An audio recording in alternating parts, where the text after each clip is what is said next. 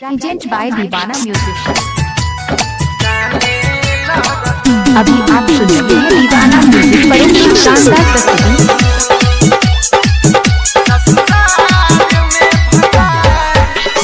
DJ Satish रैमा। छोरी गाला उठ सब चुसा लेने छियो ये तोहर सवर का जवानी लुट लेने छियो ये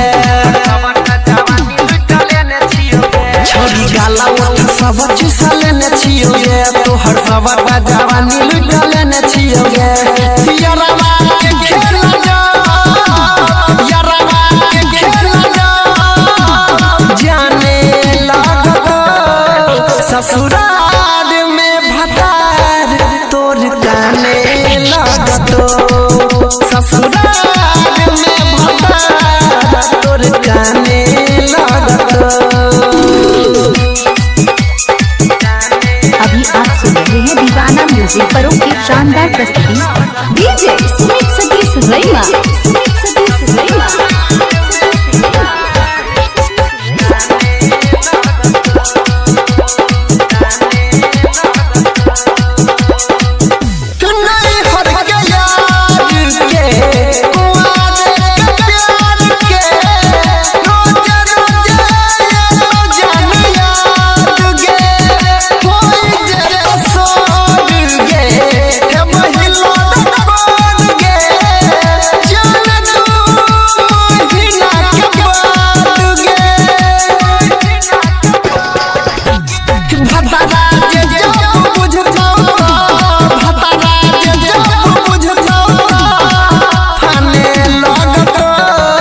ससुराल में भतार तोर गाने लागतो ससुराल में भतार तोर गाने लागतो।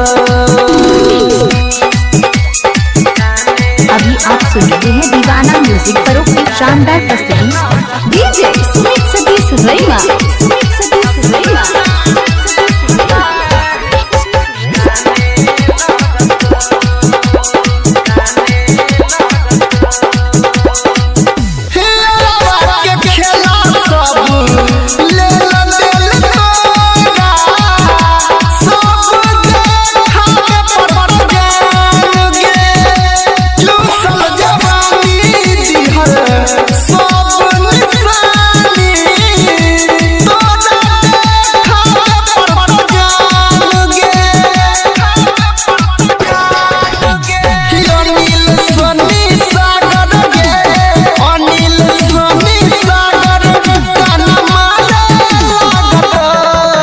ससुराल में भतार तोर गाने लागतो ससुराल में भतार तोर गाने लागतो।